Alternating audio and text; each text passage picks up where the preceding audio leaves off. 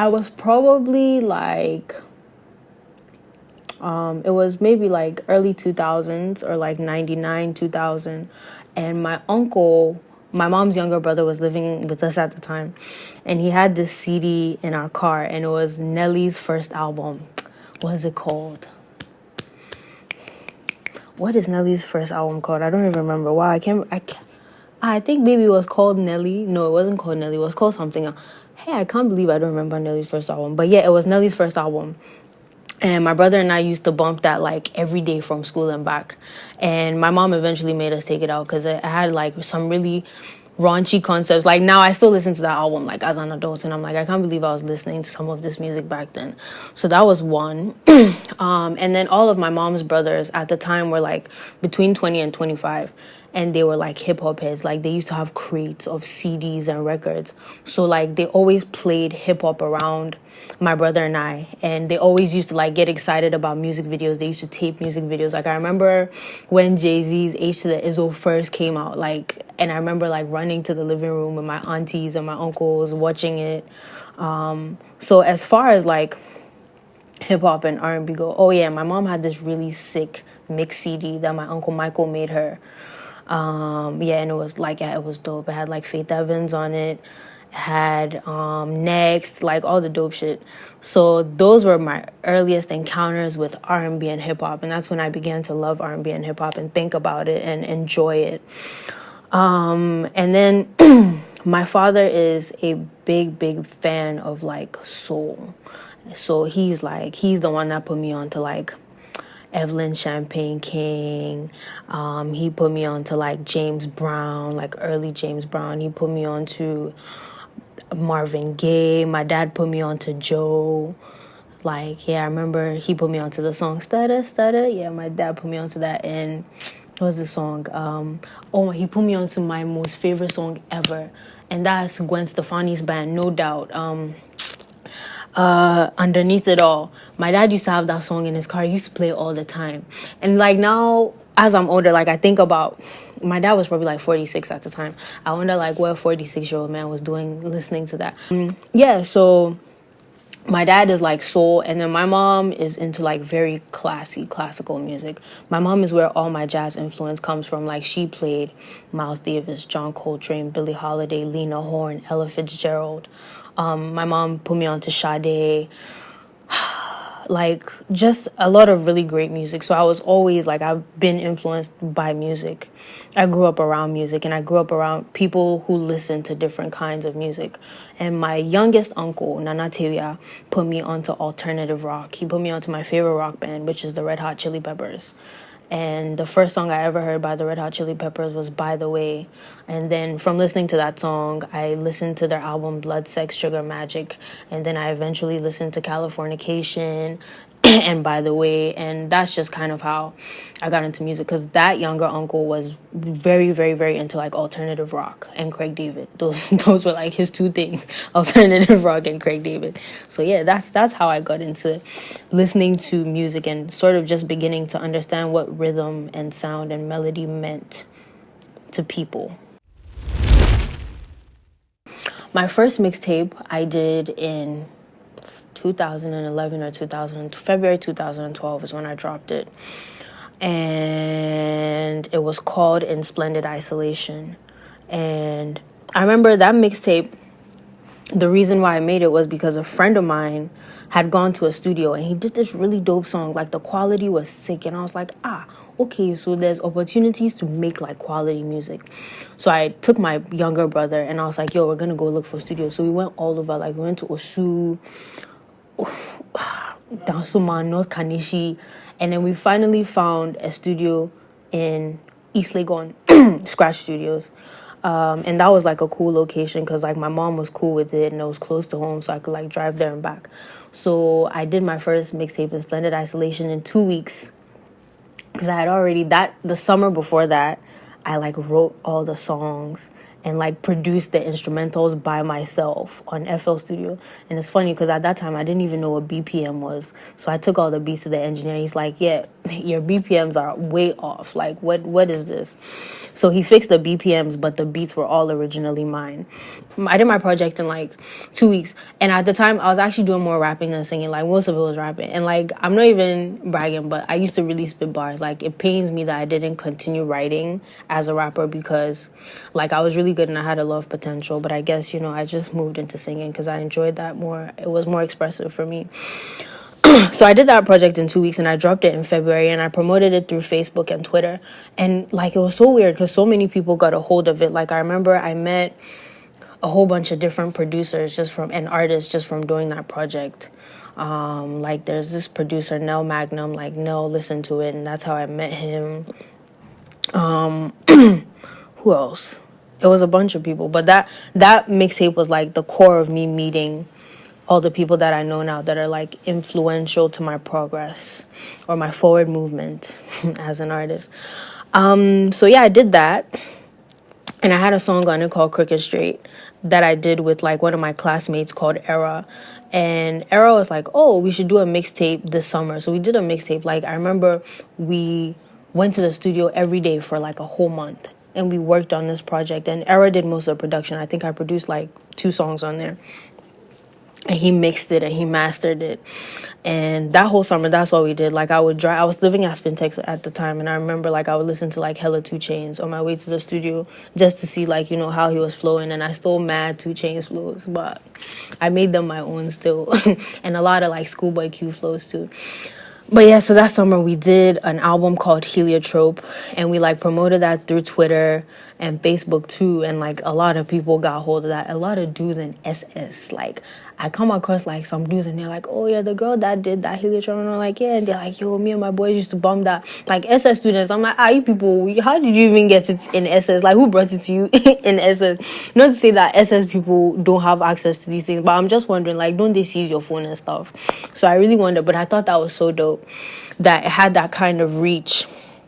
So after that, I took like a really long hiatus from just making music because a lot of stuff happened like in life. And I was growing, and as I was growing, naturally, like, you make some poor choices, in your process of growth. So, I made those poor choices, and I don't know if I should say this on camera, but, I'm not going to say it just in case, like, any of my family members get a hold of it. But, I was skating in the skies a lot, if that makes any sense.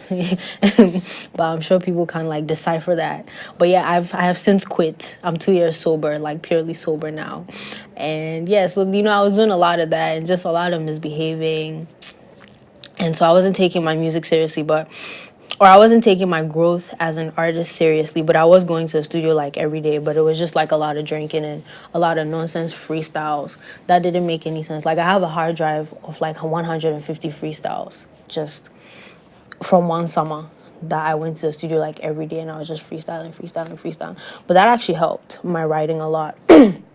But I really started to take it seriously when I turned about 21, and the right opportunity came at the time. Villain had just opened up, and I met the owner, Ben, and he was like, yeah, we're looking for some young artists to just work here and like start projects here. And I was like, okay, cool. So I'll start a project. And I went into that project with Kuvi, Queso, No Magnum, another young producer called BBT, the Musical Lunatics, and my guitarist Time. So it was like 10 of us in the studio like almost every night working on this project. And at the end of it, I had like the craziest mental breakdown. Like, I wouldn't leave my house for like days because I don't know, I was just going through some shit. And so we had to shut down production for that project. So a lot of the songs that we did never came out, never got finished. So I was really disappointed in myself that summer because I felt like I had wasted my time and a lot of people's time who believed in the project, and a lot of people's like money and like just energy. So I was like, okay, what am I going to do? So like I kind of just rerouted, and I went back to school for that first semester, and I officially taught myself like how to make beats. And all the stuff that you heard, it kind of started like in my apartment, my school apartment, and just kind of like producing and writing those songs and making demos for those songs. And then I came back to Ghana that summer and I found a studio, 3FS, and I just kind of told them like, this is what I want to do. I have my songs, I have my production, and I'm gonna have like people come in and play instruments. I'm gonna change things a little bit, but this is what I want vocally. And the guy who like tracked a lot of the vocals, Frankie G, is a superb like engineer, because he also kind of taught me how to think about my voice in a song and how to create melodies and how to create what is this thing called, stacks, like how to create stacks, and just writing not as just an artist who wants to express themselves, but writing as a producer and a listener, and thinking about how people listen to what it is that you're creating, or the emotion that you're trying to like put out. So right now where I'm at is producing most of my songs. And by producing, I mean, I'll do like a lot of my beats. And if I feel like a beat is not good enough, I'll think about, okay, which producer would bring the best out of it? And I take it to that producer and I'm like, this is where I'm at. This is where I'm trying to go. Help me get there. And they usually help me get there. And once that's done, I'll bring it home. I'll write to it. I'll record the vocals. And when I record, like I have the full Logic session, I'll go over each song and I'll take out stuff and I'll add stuff and I'll take out stuff. And I'll do that for like 6 months before I feel like, okay, maybe this is okay. So it's just, being an artist is hard, man. Like, it's so hard. It's so hard. Yeah, so what influenced me to get to where I am in my sound is really just being relentless and pushing myself in spite of like difficulty in my process and in spite of a lack of confidence. Like, I recorded a lot of songs when I thought my voice wasn't the best. And I went and I did vocal training and re-recorded some of the songs again, just so that they could be at the quality that I wanted. And I taught myself how to mix, how to arrange, and I'm still like learning from all the producers that I work with how to just be a better producer, because I think I want to put out a product. I don't want to call it a product, a project that is undeniable in its quality, but its content as well. You know, I'm still not even confident in like, I guess, my production ability. But I will say, like, probably last summer, I really made Wild, and I was just like, Charlie, if you don't learn how to do this thing and do it well, like, you will never put out music, because there is something that I was going for a sound, and I wanted to hear something, and I was the only one that knew how to like get that sound out of myself, because I worked with so many different producers and no one was understanding where I was coming from. So I was just like, F it, let me just go do it on my own. So probably like last summer was when I was confident enough to produce for myself and others. And producing for others, like if I produce a track for someone, I have to be there through the whole process, or I have to be involved through the whole process. Like, that's like writing, recording, and sometimes I prefer to record the artist myself, because I know what I had in mind when I made the beat. And then when I sit down with them and they kind of like rap or sing the lyrics, I'm like, oh, okay, this is where you're trying to take it. So I know how to create the vocals. And I also prefer to mix those songs too, because then I can create like a synergy with the artist and they understand and I understand where we're all trying to go. So to make sure that we're headed in the same direction. I don't like, being involved in the creative process. I won't just give a beat to an artist and be like, here, go do what you want and let anybody mix it. No, I'll come to your mixings. If I'm not mixing it, or I'll come and sit with the guy who's mixing it, and I'll go to your mastering sessions, and I'll come to your recording sessions if I'm not doing it myself. And that's just because I feel like I feel as though there's a kind of originality, but then excellence that I'm striving for. So that kind of excellence just means taking out the time to make sure that even if a product, or even if a creative product is not yours, that you have every responsibility to make sure that it comes out the best way possible. So yeah, but I guess the first time that I was really confident in my production skills was like last summer.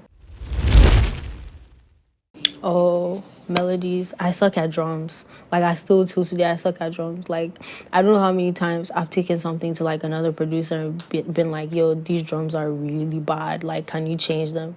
Like I think everybody has redone my drums for me. Kuvi, Queso, North, was Kofi. Beastman is like redoing all the drums for a whole bunch. Dexter has redone so many of my drums. Like yeah, the drums are the worst. And bass lines, like I don't even try. I'll just get a bassist to do it and maybe like hum. What I'm good at is like I don't play an instrument. I'm just now learning the piano and the guitar. And you know, some old heads are gonna be like, "Oh yeah, you're not really a producer," blah, blah, blah. But that's not true. Like you can use common sense to figure that shit out. But yeah, I don't play, but I have a lot of friends that are like good session players, and I'll hum something to them, and then they'll like create something way better than what I came up with around that.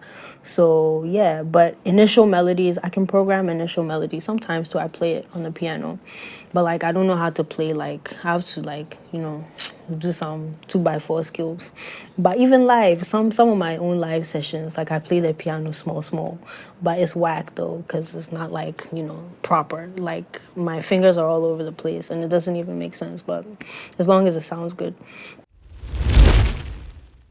mixing is one of the most difficult things.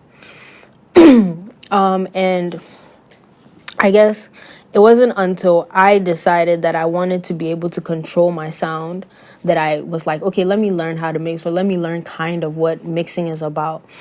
And I mean, the detail that goes into mixing a song, especially if you're like a skilled engineer, you have no idea. But it's also the funnest part of the job because that is where the real creativity comes from. Like you can sit down and you can track vocals and you can do harmonies and all that, but it's what the mix engineer envisions for your song that really creates a track, or that really like they create the whole atmosphere, they set the whole tone. So I think mixing is the most tedious but also sometimes just the sickest part of making a song, especially if the artist, producer, and engineer are all in sync, or if like the producer is the engineer, or if the artist is the producer and the engineer, you can just do a lot of fantastic stuff. So yeah, mixing is the hardest part, but it's also the funnest part for me, at least. So right now I'm in between FL, Ableton, and Logic. I do all my recording in Logic because I love the sound. I just love how Logic sounds. It has this very smooth digital tone, but it has like some small analog warmth. And I'm just saying small because I know like for the the critics, or like the old heads who are really into analog coffee, I'm talking to you, who will probably be like, yeah, I don't know about all that. But I love Logic because it has like this digital smoothness to it, and it's really dope. I love how it sounds, and it's warm too if you know how to use it right. Ableton. Why do I like Ableton? I like Ableton because of like the creative aspect of it. Like I have the push. So like I can program, like you can program different melodies like in one pane, and then like your different drum tracks in one pane, and then you can like press record and then kind of like do everything on the go. That's what I love about Ableton. But what I don't like about Ableton is like the sound quality. It has the worst sound quality on earth. Like don't record and mix a track in Ableton because it won't come out nice. Or maybe if you're like really good at like mixing, maybe it will come out okay. But I don't like Ableton for that. But I think for creativity it helps. Fruity Loops, it's just easy. It's like playing a video game. It's fun. My favorite plugins, funny enough, I don't use a lot of plugins. What I use most is like the Waves bundle. And Waves has like they have their reverb, they have the CLA. I want to say there's this thing called the guy's name is like Chris or something, but his initials are CLA, Chris L something, and his whatever some I don't remember his name, but he has this like vocal engine that processes vocals, and it's also very smooth, but it's kind of I don't want to say robotic, but it has this robotic edge to it that if you use it right, it can be really, really dope on your harmonies. Like, it gives your harmonies this like kind of fluidity, but it's also very stiff and digital at the same time. It can be really sexy if you use it well. So I like to use that a lot on like harmonies. And another thing that I like is, I think I really enjoy flangers and phasers just because of the kind of movement that it can give a vocal, or the kind of movement that it can give a sound. And yeah, I like putting flangers on guitars. Maybe that's like a wrong method, I don't know, but they sound awesome to me, so I do it. Yeah, so that's what I like. Flangers, CLA vocal machine, or vocal engine.